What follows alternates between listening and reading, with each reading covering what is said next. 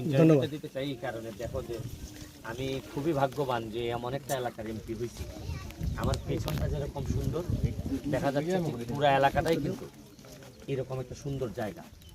তা আমার ঘাম ফেলানোর কারণে যদি একটা এলাকা আরও বেশি সুন্দর হয়, আর এই সুন্দরটা যদি আমি সকলের মাঝে, বাংলাদেশের সবার মাঝে ছড়াই দিতে পারি, তাদেরকে নিয়ে এসে যদি আমি এই সৌন্দর্য দেখাইতে পারি, তাতে যদি আমার এলাকার মানুষের অর্থনীতিতে একটা ভূমিকা রাখে, এলাকার মানুষের যদি ইনকাম বাড়ে, তাহলে এই এমপি হিসাবে এটা আমার সফলতা।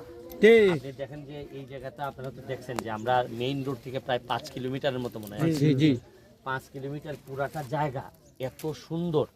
আপনারা নিজেরাই দেখলেন, মানে আপনারা যারা এখানে ভিডিও করতেছেন তারা দেখছেন যে এত সুন্দর জায়গা, কিন্তু আমাদের দেখেন রাস্তাঘাট বা বিভিন্ন কিছু কারণে আমরা এই সৌন্দর্যটারে রপ্তানি করতে পারতেছি না। কারণ আমাদের ভালো ভালো জিনিস আছে, কিন্তু রপ্তানি করার জন্য তো আপনার রাস্তা লাগবে, ঘাট লাগবে, এই ধরনের সুবিধা দিতে হবে পর্যটকদেরকে। এইভাবে আপনারা জানেন একটার পর একটা আমি এই যাত্রী ছাউনিগুলো বানাচ্ছি। আমরা দেখছেন যে চণ্ডীচড়া চা বাগানের মধ্যে এই রাস্তাটা আমরা কিন্তু দেখেন আগামীকালকে মিনিমাম আমার একটা বিশ্বাস যে এই যে ঈদের দিনে আপনি লক্ষাধিক মানুষ পাবেন যে আমাদের এখানে আসতেছে নতুন করে এই সোনারগড়টারে দেখার জন্য, মাধবপুরকে দেখার জন্য।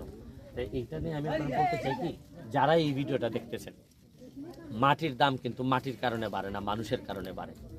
যারা নেতৃত্ব দেন তারা যদি অন্তর থেকে নেতৃত্ব দেন আর আসলেই যদি প্রকৃত অর্থে মানুষের হৃদয়ে বসবাস করতে পারেন, তাহলে কিন্তু মানুষ আপনাকে বিশ্বাস করবে, মানুষ আপনার কথায় কাজ করবে। এই যে আপনারা সহ আমরা একটা, আমি মনে করি শুধু আমি এমপি হিসাবে কাজ করতেছি তা না, আপনারা প্রতিটা ইউটিউবার বলেন বা যারা ফেসবুক নিয়ে কাজ করেন, তারাও কিন্তু এখন মোটামুটি আমাদের সোনারঘাটের উন্নয়ন, মাধবপুরের উন্নয়নের সাথে জড়াই গেছেন। আপনারা যতই এখান থেকে ইনকাম করেন না, কিন্তু আপনারা কিন্তু এলাকার প্রতি একটা মহব্বত আপনাদের চলে আসছে। আপনারা কিন্তু চাচ্ছেন যে এলাকাটা আরো বড় হোক, এবং আরো একটা ভালো জিনিস দেখেন, এই যে শুধু এই নেটওয়ার্কিং ব্যবহার করে, ফেসবুক ইউটিউব ব্যবহার করে আমরা কতগুলা দিগন্ত, কতগুলা দরজা বা জানালা, উইন্ডো ওপেন করছি। এখন কিন্তু আমি কালকে শুনলাম একটা ছেলে আমার বললো যে ভাই আমি দুবাই যেতে চাইছিলাম বা কাতার যেতে চাইছিলাম, এখন তো আমি এখান থেকে ইউটিউবে আমি নিজেই ডলার ইনকাম করি, আমি সিদ্ধান্ত বাদ দিছি। এই যে জিনিসগুলো, এগুলো একটা অনুপ্রেরণা, এবং এইগুলা নিয়ে আপনার ভিডিওতে আমরা দুইজনে প্লে বাটন পেয়েছি। প্লে বাটন গতকালকে, হ্যাঁ। এই যে আমাদের দুইজন এই যে প্লে বাটন পাইছে এবং এরা যে আগাই যাচ্ছে, এটা আমার জন্য এমপি হিসাবে অনেক বড় সফলতা। আমি শুধু আপনাদেরকে বলবো, পেছনের দিকটা দেখেন, যে এলাকার পেছনের দিকটা এরকম সুন্দর, এই এলাকাকে বহুদূর নিয়ে যাওয়া যাবে এবং সোনার বাংলা বানানো সম্ভব হবে। আমি অনুরোধ করব সারা বাংলাদেশের যারা প্রবাসী আছেন তারা আমার এলাকায় আসেন, বিনিয়োগ করেন, বিনিয়োগের গ্যারান্টি আমি দেব। এখানে কেউ চাঁদাবাজি করবে না, কোনো মস্তান আমার এলাকায় আমি আর জন্মাইতে দেব না। মস্তানি করিও না, নিজের দুর্নীতি করিও না, কোনো দুর্নীতিবাজকে আমি অ্যালাউ করবো না যতদিন বেঁচে আছি। আপনাদের সাস্টেইনেবল ইনভেস্টমেন্টের জন্য যা যা লাগে আপনারা সবসময় একজন এমপিকে, আল্লাহ আপনার নেক হায়াত দান করুক। আমি আপনাদেরকে বলে যাচ্ছি এই ভিডিওর মাধ্যমে, আমি বলবো আসেন চুনারঘাটে ইনভেস্ট করেন, মাধবপুরে ইনভেস্ট করেন।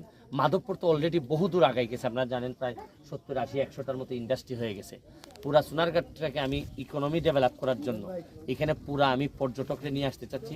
আরও নতুন নতুন মডেল আমি এখানে ইনক্লুড করব।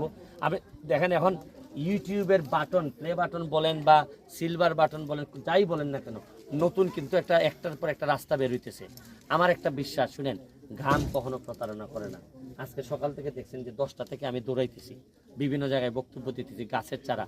আপনারা দেখেন বৃষ্টিতে ভিজে হয়তো আপনারা আমার রিচ করতে পারেন নাই, বৃষ্টিতে ভিজে আমি আমার চারার, গত বছর যে চারা দিছিলাম, এই চারা থেকে যে 8টার মতো আম আসছে, আমি দেখে একবারে প্রেমে পড়ে গেছি। একেবারে আমরুপালির যে চাঁপাইনবাবগঞ্জের যে আম, এখন আমার ভাল লাগতেছে যে গত বছর 37,000 চারা, এইবার অলরেডি প্রায় 40,000-এর মতো অলরেডি চলে গেছে বিভিন্ন জায়গায়। 1 লাখ চারা যদি একটা এলাকায় থাকে, আপনি চিন্তা করতে পারেন এই আম আমরা শুধু খাবো যে তা না, এই আম রপ্তানি হবে। এবং আমি চ্যালেঞ্জ করে বলছি যে মানুষ চাইলে পারে না। সৌদি আরবের লোকজন মরুভূমিতে এখন ফসল ফলায়, সবুজ হয়ে যাচ্ছে মরুভূমি, এর মানে এরা পারতেছে, আর আমরা অলরেডি সবুজ আছে, এটাকে আমরা পারবো না আরো সবুজ করতে? আমরা পারবো, এবং আমরা ইতিহাস তৈরি করব। থ্যাংক ইউ, আপনারা সবাই সবসময় আমাদের এই এলাকাটাকে তুলে ধরতেছেন। আপনাদের কাছে আমি এমপি হিসাবে আমি অনেক বেশি কৃতজ্ঞ।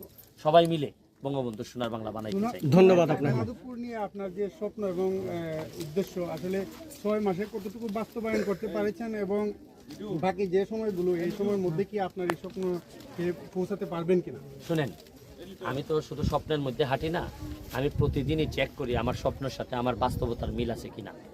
4.5 মাসের ব্যবধানে নিজে টাকা খরচ করে 80 লাখ টাকা খরচ করে 3 কিলোমিটার একটা মরা নদী সোনারঘাট বাজারের পাশে এটা আমি উদ্ধার করছি। আগামীকালকে জানেন আপনারা আতশবাজি হবে, পুরা বাজার আমরা আধা ঘন্টার জন্য আলোকিত করে রাখবো এবং এই নদীর উপরে স্পিড বোট চলে। এটাই তো আমার, এটা স্বপ্নেও তো আমি দেখি নাই এত তাড়াতাড়ি আমি এখানে স্পিড বোট চালাইতে পারবো। আর আপনারা দেখেন যে গুগলে যারা সার্চ দেয়, উপজেলা ভিত্তিক সোনারঘাট এখন সবচেয়ে বেশি সার্চ করা হয়। কি কারণে? এর মানে সোনারঘাটের সম্ভাবনা আছে বলে মানুষ দেখতে চায়।